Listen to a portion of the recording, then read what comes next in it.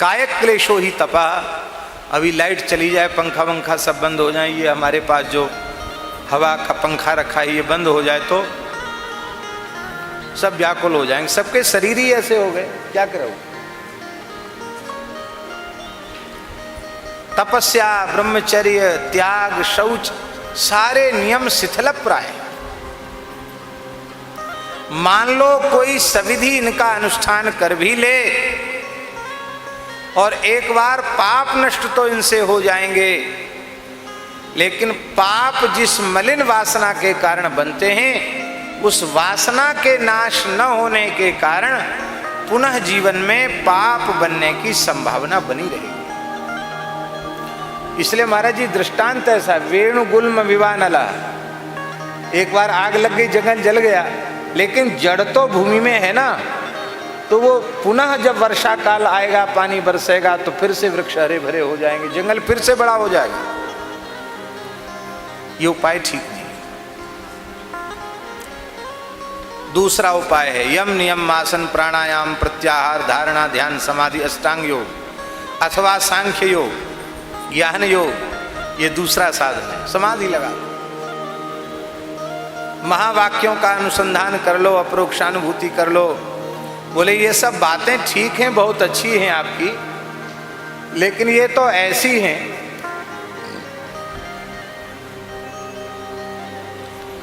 हमारे पूज्य पहाड़ी बाबा महाराज खाकचौक वाले महाराज जी कहते थे कि आंख मूंद के समाधि का स्वांग रचकर फोटो खिंचाने वाले तो बहुत लोग मिलेंगे, लेकिन वस्तुतः जिनकी समाधि लग जाती है ऐसे महात्मा करोड़ों में कोई एक मिलेंगे। आंख मूंद के फोटो तो हम भी खिंचा लेंगे कि महाराज गंभीर समाधि में लीन है। मन की स्थिति इतनी खराब है, निरंतर उठा पटक में लगा है मन, और ऐसी स्थिति में कहो कि आप समाधि लगा लो, आत्म साक्षात्कार कर लो, कैसे होगा। वैराग्य शून्य व्यक्तियों को प्रस्थानत्रयी का सम्यक बोध हो जाए, उपनिषद गीता ब्रह्मसूत्र, तो उससे मात्र उनकी भुक्ति सिद्ध होती है, मुक्ति सिद्ध नहीं होती है। भुक्तये न तो मुक्तये, पेट भर जाएगा, अविद्या नष्ट नहीं होगी, अज्ञान नष्ट नहीं होगा।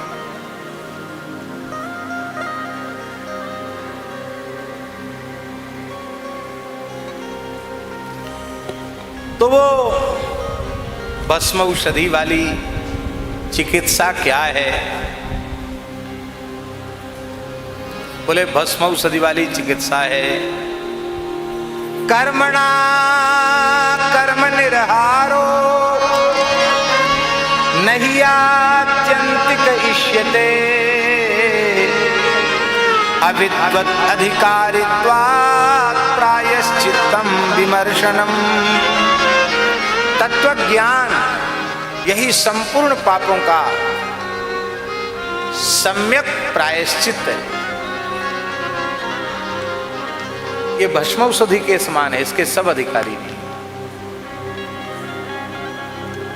और तीसरा साधन क्या है?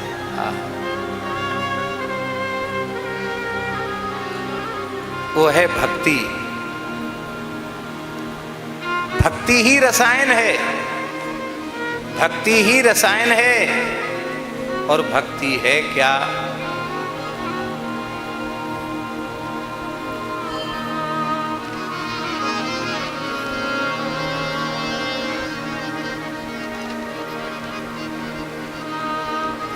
ज्ञान को दीपक कहा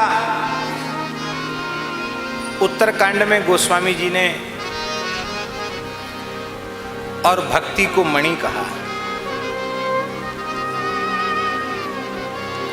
राम भगति मणि उर्बस जाके दुख लवलेस ना सपने उताके। भक्ति को मणि कहा। और बालकांड में उन्हीं गोस्वामी जी ने श्री राम नाम को मणि कहा। राम नाम मणि धरु जीह देहरी द्वार, तुलसी भीतर बाहिर जो चाहसी उजियार। तब एक वाक्यता करें इनकी, तो कैसे होगी एक वाक्यता? श्री राम नाम महामणि ही भक्ति है, श्री हरि नाम महामणि ही भक्ति है, श्री कृष्ण नाम महामणि ही भक्ति है।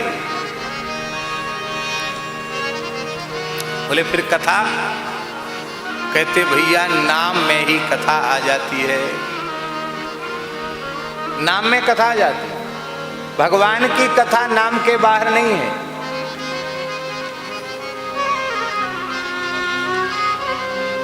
यदि हम यह कहें कि नाम से ही कथा प्रकट होती है, तो इसमें कोई अतिशयोक्ति नहीं है, आश्चर्य भी नहीं है, ये यथार्थ है। भगवत लीला के कथन श्रवण को ही तो कथा कहा जाता है। और लीला कैसे प्रकट होती है? नाम के आश्रय से रूप प्रकट होता है, और रूप प्रकट होने के पश्चात लीला का प्राकट्य होता है, और रूप और लीला का जहां विलास होता है, उस दिव्य अप्राकृत चिन्मय प्रदेश को धाम कहते हैं।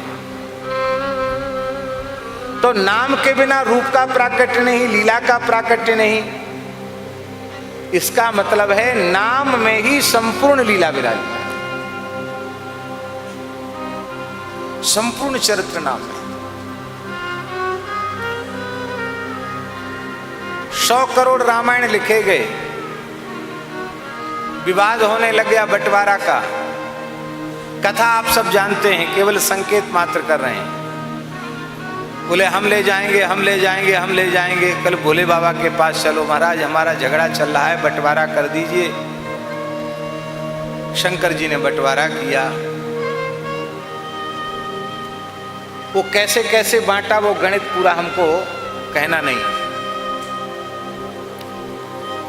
अंत में बांटते बांटते एक अनुष्टुप छंद का श्लोक बच गया। 100 करोड़ बांटते बांटते मर, सब बांट दिया, एक श्लोक बच गया। अनुष्टुप छंद में 4 चरण, एक चरण में 8 अक्षर, 32 अक्षर होते हैं। केवल 32 अक्षर बचे। 100 करोड़ रामचरित्र को बांटते बांटते कितने बचे? केवल 32 अक्षर बचे। फिर सब विवाद करने लगे, बोले ये बचे क्यों, ये भी बांटो। हिस्सा बांट होता तो ऐसा ही होता है, बचेगा क्यों, बांटो ही। तो श्री शंकर भगवान ने बांटा, 10 देवताओं को दे दिया, 10 धरती वालों को दे दिया, मनुष्यों को दे दिया, और 10 नीचे के पातालवासियों को दे दिया। तो कितने हो गए? 30 हो गए। अब बचे 2। कहते इनको भी बांटो। शंकर जी बोले हम नहीं बांटेंगे। क्यों? तुम लोग पता नहीं कैसे व्यक्ति हो, इतना श्रम हमने किया, तो 2 अक्षर बच गए, वो हमारे लिए नहीं छोड़ोगे? सबने कहा बात तो सही है। इन्होंने कोई मेहनताना तो लिया नहीं, पारिश्रमिक तो लिया नहीं, बड़ा कठिन काम था, झगड़ा खत्म किया, चलो कोई बात नहीं, 2 अक्षर आप ले लो। भोले बाबा बोले ठीक है। 2 अक्षर उन्होंने ले लिए। वो 2 अक्षर कौन है? एक छत्र एक मुकुट मणि, सब वर्णन पर जोय, तुलसी रघुवर नाम के, वरण विराजत दोय। 2 अक्षर ले लिए। ब्रह्म राम ते नाम बड़ा,